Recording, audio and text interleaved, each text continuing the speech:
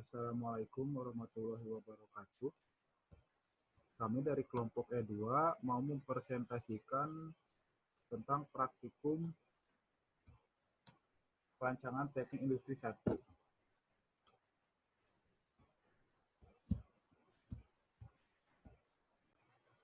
Kelompok E2 terdiri dari saya sendiri, Otong, dan dua rekan saya, Saritas Maharni dan Muhammad Nur Afrizal.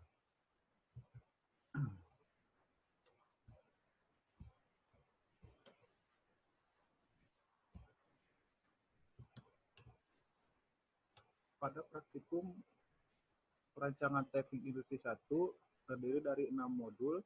Yang pertama, modul 1 penetapan perancangan produk, modul 2 proses perancangan produk, di mana modul 1 dan modul 2 itu berisi tentang metode perancangan produk. Modul 3 membahas tentang proses perancangan produk secara rinci, modul 4 perancangan sistem kerja, modul 5 perbaikan sistem kerja, modul 6 pengukuran performansi sistem kerja. Metode perancangan produk terdiri dari 6. 1. Klarifikasi tujuan menggunakan metode diagram pohon. Yang kedua, penetapan fungsi menggunakan metode black box. Yang ketiga, penetapan spesifikasi menggunakan metode performance specification method. Yang keempat, penentuan karakteristik produk menggunakan metode zero one dan quality function deployment. Yang kelima, pembangkitan alternatif menggunakan metode morphological chart. Yang keenam, evaluasi alternatif menggunakan metode weighted objective. Identifikasi kebutuhan. Identifikasi kebutuhan di sini dilakukan dengan cara interview. Proses ini merupakan tahapan awal proses keseluruhan, di mana produsen bisa mengetahui hal apa saja yang diinginkan konsumen akan suatu produk tertentu. Kami melakukan interview dengan menggunakan kuesioner. Di mana pada kuesioner itu terdiri dari dua kuesioner. Yang pertama kuesioner terbuka, yaitu berupa pertanyaan terbuka yang memungkinkan responden untuk menjawab dengan menggunakan kata-kata mereka sendiri, sehingga jawaban tidak dibatasi. Yang kedua, kuesioner tertutup, berupa pertanyaan tertutup, yakni menentukan sebelumnya semua jawaban yang mungkin dan responden memilih jawaban yang telah disediakan. Kebutuhan konsumen. Kebutuhan konsumen di sini terdiri dari 5, di mana 5 poin ini didapatkan dari hasil kuesioner. Yang pertama, kenyamanan saat digunakan. Yang kedua, mobilitas pada produk. Yang ketiga, desain pada produk. Yang keempat, keamanan saat digunakan. Dan yang kelima adalah harga. Penetapan fungsi. Pada proses perancangan kursi Dampton ini, didasarkan dari kebutuhan konsumen yang datanya didapatkan dari hasil penyebaran kuesioner. Dari data yang didapatkan, diketahui bahwa konsumen menginginkan kursi drum yang memiliki kualitas yang baik dengan harga yang mengikuti kualitas kursi tersebut.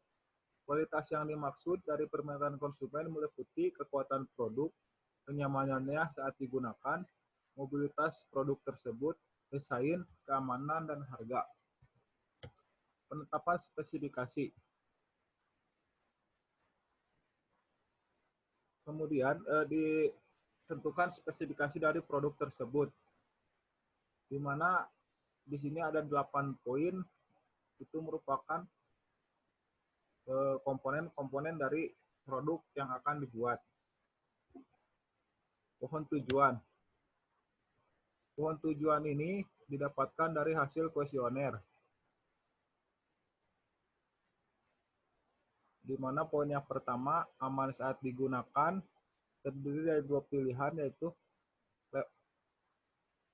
level 2-nya terdiri dari pemilihan material rangka dan pemilihan material alas kaki. Poin yang kedua, level satunya itu keamanan. Sedangkan level 2-nya terdiri dari pemilihan material, terus pemilihan bentuk rangka. Poin yang ketiga, fitur tambahan. Kemudian level 2-nya itu terdiri dari pemilihan material fitur.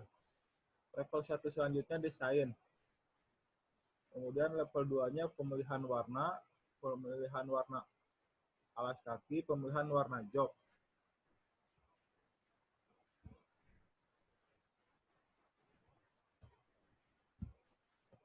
Selanjutnya level 1 selanjutnya harga murah. Di mana ke bawahnya itu level 2-nya itu pemilihan material langka dan pemilihan material jok kursi. Penentuan karakteristik produk ini dengan menggunakan rumah kualitas, di mana di sini dimasukkan data-data yang didapatkan dari hasil kuesioner.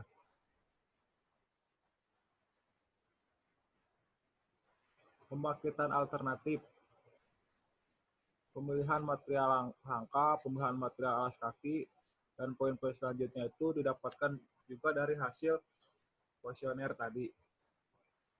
Evaluasi alternatif. Di sini diambil sampel bahan. Di sana ada stainless steel, besi, dan komposit. Ada solusi, skor, nilai. Nah, yang terpilih itu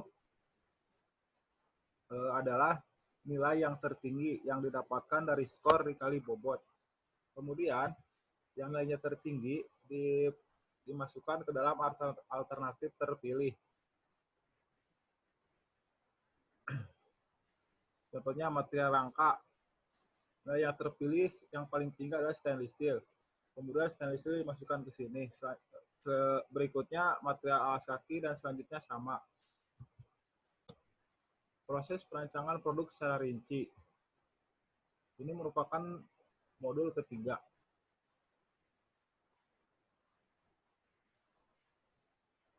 Spesifikasi lengkap dari bentuk, material, dan toleransi dari seluruh komponen produk itu memerlukan ergonomi serta antropometri.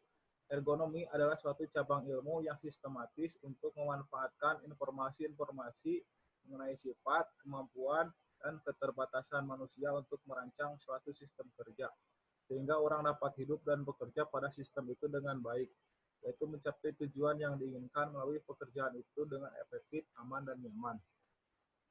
Antropometri adalah pengetahuan yang menyangkut pengukuran tubuh manusia, khususnya dimensi tubuh dan aplikasi yang menyangkut geometri, fisik, massa, dan kekuatan tubuh manusia. Selanjutnya ergonomi.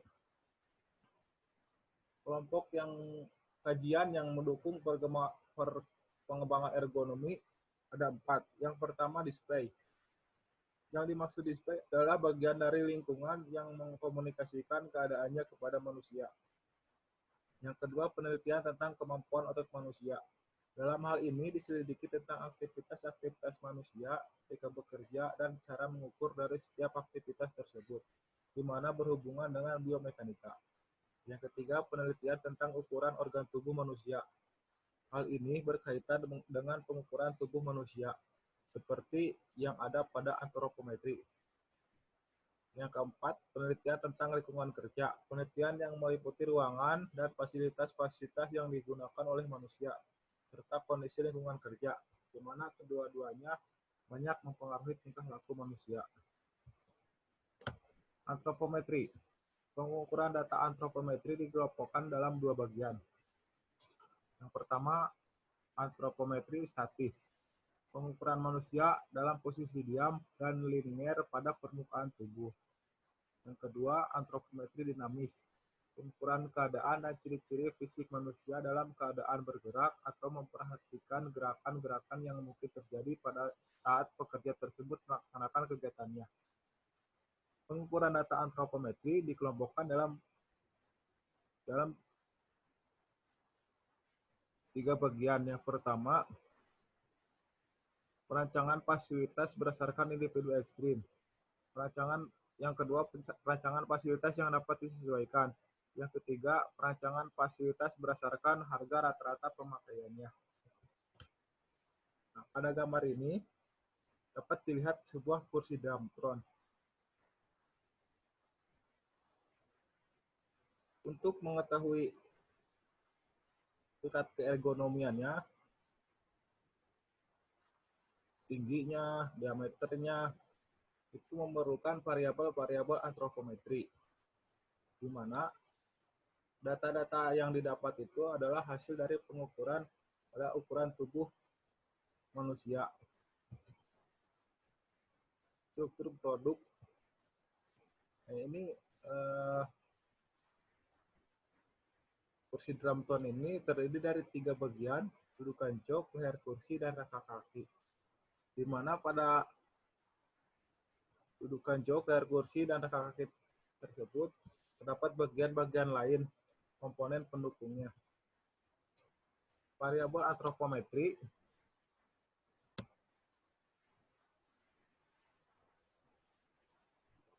kemudian yang pertama jok. Jok itu dicari tebal jok dan beter jok itu disesuaikan dengan variabel antropometrinya.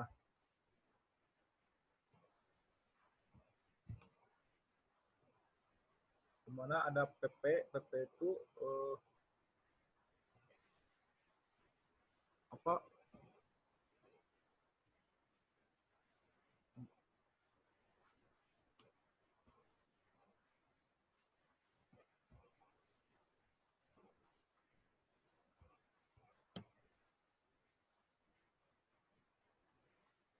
Nah, dari komponen-komponen kursi drumtron tadi, kemudian dicari variabel-variabel antropometrinya. Kemudian setelah ditentukan variabel-variabel antropometrinya, dilakukan pengukuran.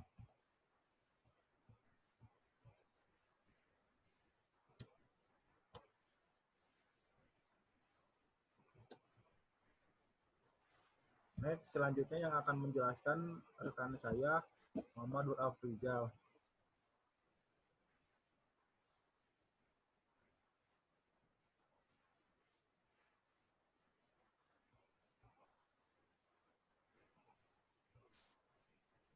Dari variabel antropometri ini dilakukan pengukuran seperti pada PP itu panjang pantat popliteal, terus untuk diameter joknya digunakan lebar pinggul.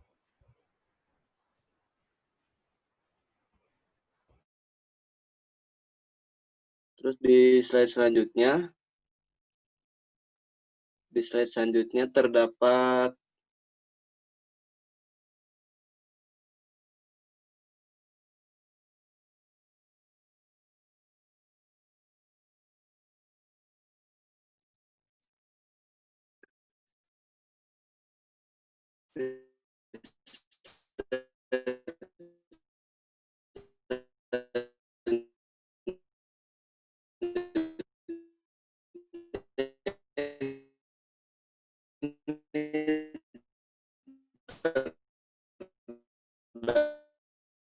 dapat angka hasil dari pengukuran kepada panjang pantat poplitealnya 402 gram. Terus di lebar pinggul untuk lingkarannya tingginya, maaf ada kesalahan teknis.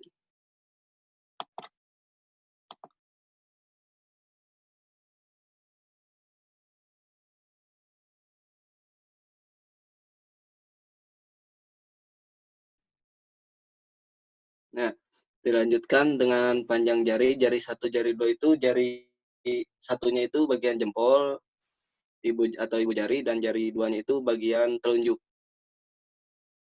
Untuk selanjutnya dari rekapitulasi data yang ada di sini itu dilakukan uji keseragaman, uji kenormalan, uji kecukupan data, dan perhitungan persentil agar nanti dapat menghasilkan ukuran yang akan dipakai pada kursi drum tersebut.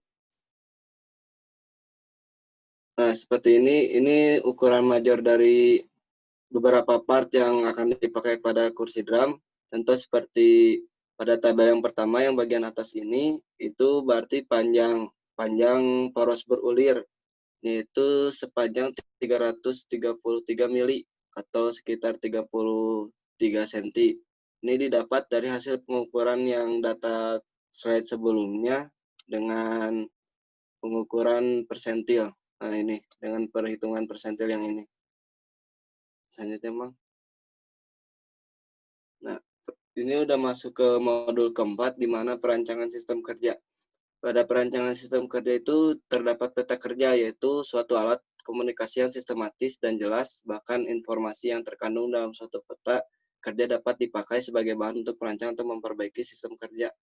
Dalam peta kerja itu terdapat 3 jenis ya, berarti ini peta kerja. Ada peta kerja keseluruhan, yang mana terdapat peta proses operasi, peta aliran proses, peta proses kelompok kerja, diagram alir, dan peta kerja dan mesin.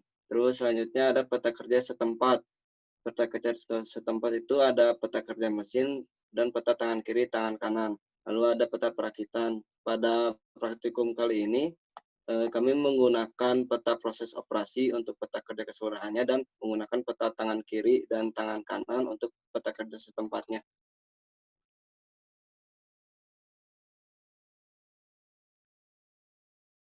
Selanjutnya di sini ada produk yang akan diassembly ya dari peta kerja secara rinci ini, yaitu produknya piala. Di piala ini terdapat 5 komponen, yaitu ada komponen pertama yaitu badan piala, komponen keduanya yaitu dudukan penyambung piala, komponen ketiganya ada ini mur penyambung, komponen keempat ada dudukan pialanya, dan komponen kelimanya ada baut penguncinya. Ini bill of material atau material yang dibutuhkan dalam pembuatan komponen-komponen piala yang tadi. Sini ada contoh seperti badan piala berada di level 1, dibutuhkan jumlah 1, kuantitinya 1 untuk membuat satu piala dengan material aluminium, dan sumber komponen tersebut itu dibuat, jadi tidak dibeli. Adapun yang dibeli, tapi pada piala ini menggunakan semua komponennya itu dibuat secara langsung.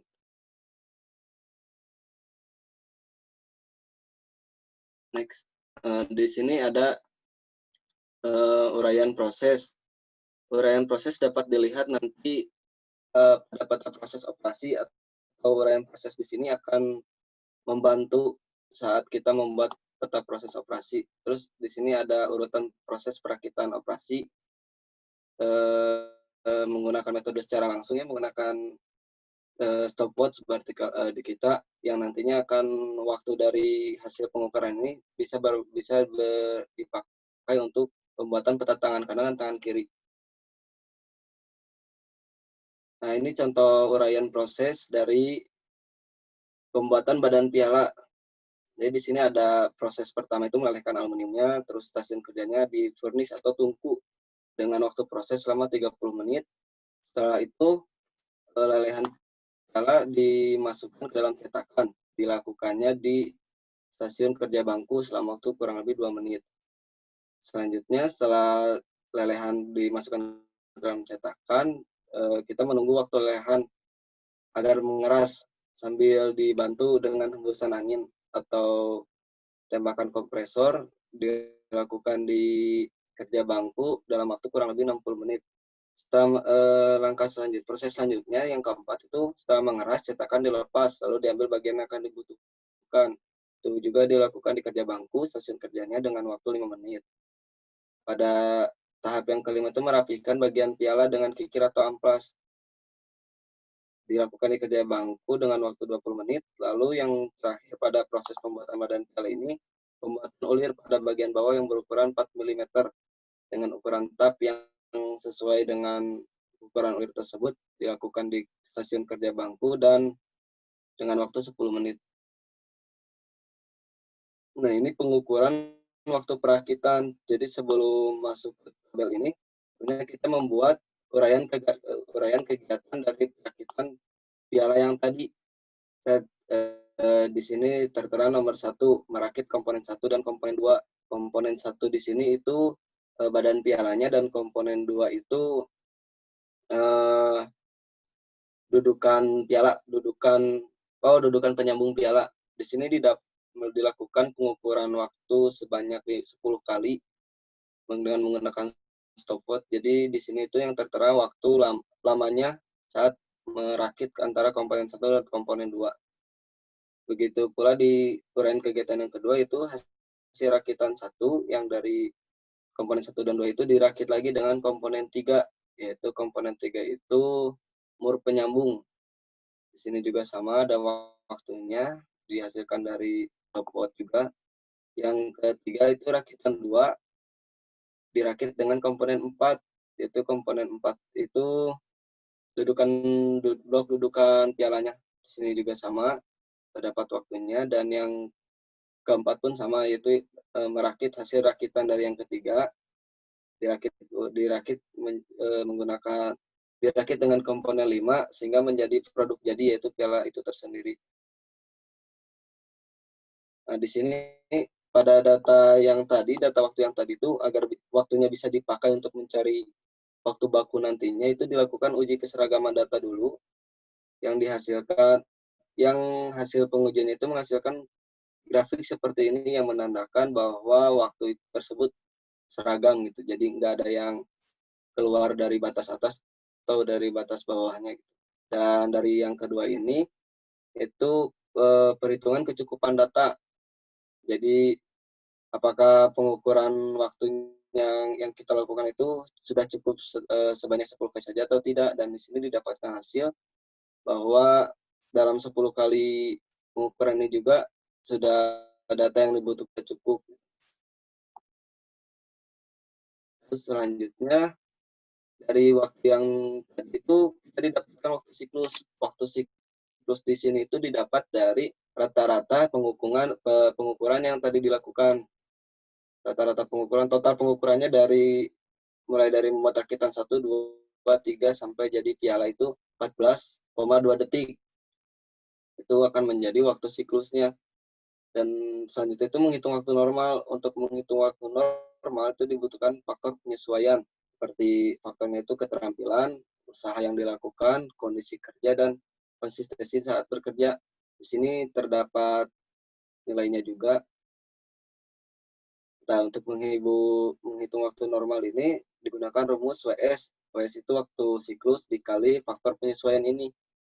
Sehingga didapatkan hasil 12,073 detik. Itu waktu normalnya agar bisa digunakan pada perhitungan waktu baku, maka waktu normal itu akan dikali dengan faktor kelonggaran, di mana faktor kelonggaran tersebut nilainya didapat dari faktor-faktor yang ada di sini. Misal yang pertama itu contohnya tenaga yang dikeluarkan. Contoh pekerjaannya kan kita merakit piala ya dengan bebannya kurang dari 2 kilo malah. Dan pekerjaannya bisa dilakukan di meja dan berdiri gitu. Jadi kita mendapatkan poin nilai 7% untuk kelonggarannya, dan kriteria seperti ini dilakukan sampai faktor yang ketujuh gitu, keadaan lingkungannya bersih atau enggak gitu. Jika terus ditambahkan faktor kelonggarannya, maka didapat poin 20%.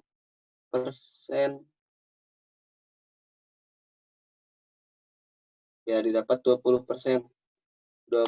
20%, setelah 20% ini kelonggarannya itu ditambah untuk hambatan yang tak terhindarkan gitu 5%. Maka kelonggaran total yang harus diberikan pada pekerjaan perakitan itu 25%. Maka faktor kelonggarannya itu 25% atau 0,25. Untuk menghitung waktu bakunya, maka yang 12,073 ini yang waktu normal dikali dengan 0,25 ditambah 1 ini menghasilkan waktu bakunya dalam proses perakitan itu 15,093 detik. Nah, di sini terdapat proses perakitan yang tadi. Jadi seperti K1 komponen 1, K2 itu komponen 2, perlambangan komponennya gitu. Terus kalau dirakit antara badan piala dan dudukan penyambung itu kan menjadi subassembly. Ini SSA1 itu subassembly ya, ini kebanyakan subassembly 1. Terus subassembly 1 dirakit dengan komponen 3 akan menjadi subassembly subassembly 1. Dan seperti itu seterusnya hingga menjadi assembly gitu. Jadi subassembly, terus subassembly, dan assembly sehingga menghasilkan assembly atau produk jadi tersebut. Di sini ada peta proses operasi ya. Peta proses operasi ini menjelaskan secara informatif tentang proses-proses yang terjadi atau yang akan dilakukan untuk membuat suatu produk gitu. Misal di sini salah satu contohnya yang tadi ya, yang badan piala. Badan piala ini menggunakan materialnya tuh yang di bawahnya ini aluminium. Material yang digunakan untuk pembuatan badan piala ini aluminium. Pada tahap pertama melalui proses ini pelelehan aluminium tersebut dengan waktu yang di sebelah sini itu 30/1 itu artinya menit. Jadi di sini ada waktunya, waktu prosesnya, ada stasiun kerjanya atau alat yang digunakan dan proses yang terjadi. Di sini ada notasi atau penyebutan nilai operasinya gitu. Dilakukan terus sehingga menghasilkan di bagian akhirnya nanti ini akan menghasilkan perakitan. Proses terakhirnya perakitan lalu menjadi piala. Terus di sini ada ringkasannya seberapa banyak operasi yang dilakukan, terus waktu total operasi tersebut dan seberapa banyak kegiatan pemeriksaan gitu dan waktunya sehingga menghasilkan waktu total untuk suatu pembuatan piala tersebut gitu. Nah, ini selanjutnya peta tangan kanan dan tangan kiri. Peta tangan kanan dan kiri ini bisa datanya diambil dari perakitan yang tadi, dari urutan perakitan gitu. Seperti tangan kiri itu pertama kan menjangkau, terus tangan kanan itu menjangkau juga gitu. Yang lebih bagus itu ketika kedua tangan bekerja gitu. Jadi biar tidak ada kelelahan, biar kelelahannya itu seimbang gitu antara tangan kanan dan tangan kiri dan mengurangi nganggur gitu si tangannya tuh biar nggak nganggur kerja terus. Kan kalau nggak nganggur bisa lebih cepat gitu hasilnya. Di sini dari peta ini didapat ini hasilnya seperti ini, yang tadi masuk ke waktu siklus, ini bisa masuk ke waktu siklus. Selanjutnya. Nah.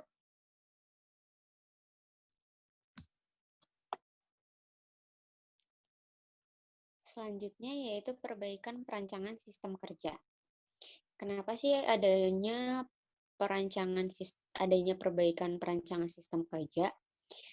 Sistem kerja itu harus adanya perbaikan karena sistem kerja itu tidak ada yang terbaik tapi selalu ada yang lebih baik. Dan di sini output dari modul 4 yaitu peta proses operasi, di mana peta proses operasi itu menjelaskan proses pembuatan piala. Yang tadi dari 21 proses, yang memakan waktu proses operasinya itu 154 menit. Dan 4 proses pemeriksaan, yaitu waktu pemeriksaan 13 menit. Total waktu dalam satu kali pembuatan piala, sehingga didapatkan yaitu 197 menit.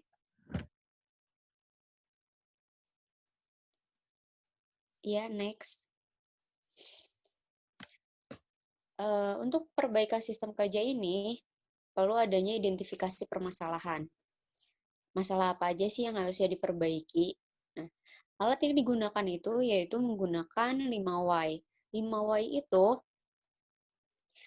metode yang digunakan untuk mencari akar permasalahan dengan cara mengulang pertanyaan mengapa sampai 5 kali hingga akhirnya didapatkan akar permasalahan tersebut. Yang kedua, menggunakan peta kendali pada uji keseragaman. Kenapa harus menggunakan peta kendali? Metode ini tuh digunakan untuk mengetahui data yang didapatkan berada di dalam batas kendalinya. Kemudian, prinsip yang digunakan dalam perbaikan sistem kerja sendiri di modul ini yaitu menggunakan ergonomi, studi gerakan, ekonomi gerakan. Kenapa menggunakan ergonomi? Karena kita kan merancang kursi drum throne. Kursi drum throne itu harus memberikan kenyamanan bagi penggunanya. Kenyamanannya diukur menggunakan antropometri. Kemudian studi gerakan. Studi gerakan ini digunakan untuk menghilangkan gerakan-gerakan yang tidak perlu pada saat perakitan. Kemudian ada ekonomi gerakan, di mana prinsip ekonomi gerakan itu mengusahakan gerakan tangan kanan dan tangan kiri itu bergerak, bekerja, itu secara bersamaan. Kemudian tidak diusahakan untuk tidak berhenti kecuali dalam istirahat secara bersamaan. Ya, next. Nah, ini adalah hasil perbaikan perancangan sistem kerja yang setelah diidentifikasi permasalahannya itu apa, di stasiun kerja mana yang terjadi permasalahan, kemudian harus ada perbaikan di bagian mananya, maka didapatkan hasil perbaikan sistem kerja, yaitu adanya peta usulan pada peta tangan kanan, tangan kiri. Dapat dilihat di slide. Dapat dibandingkan dari peta sebelumnya itu, waktu siklusnya itu yang didapatkan lebih singkat ketika sudah dilakukan perbaikan. Hal ini menunjukkan berarti sistem kerja yang telah diperbaiki itu berarti sudah optimal. Next.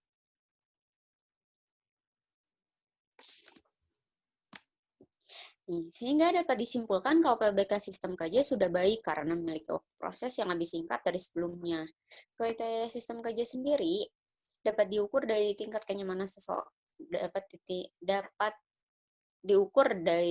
kenyamanan seorang operator dalam melakukan pekerjaannya meskipun dia harus melakukan pekerjaan secara berulang.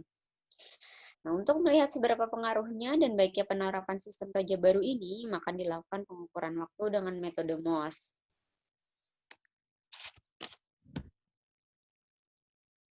Pengukuran waktu metode MOS. Metode ini menghasilkan waktu normal dan waktu baku. Perhitungan MOS dilakukan dengan cara pemberian notasi pada setiap elemen gerakan. Data elemen gerakan diambil dari gerakan tangan pada peta kanan dan tangan kiri dari peta sekarang dan peta usulan.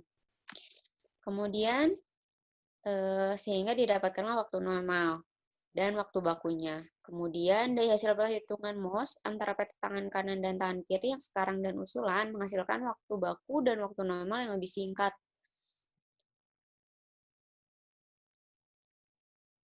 Next. Nah, ini merupakan contoh pengukuran waktu normal MOS pada peta sekarang. Nah, di situ kan di tabel itu ada elemen gerakan. Nah, elemen gerakan itu tuh diambil dari proses perakitan di peta tangan kanan, peta tangan kiri. Kemudian ada penotasiannya dan menggunakan TMU untuk waktunya. Sehingga didapatkanlah pada peta sekarang itu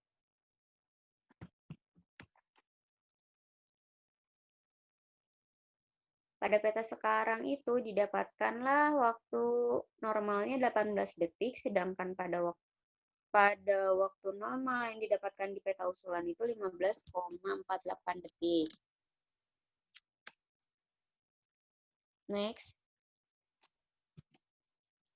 Nah, setelah didapatkan waktu normal, maka untuk mencari waktu bakunya itu, kita menggunakan metode kelonggaran. Ada beberapa faktor yang faktor kelonggaran ini digunakan untuk memberikan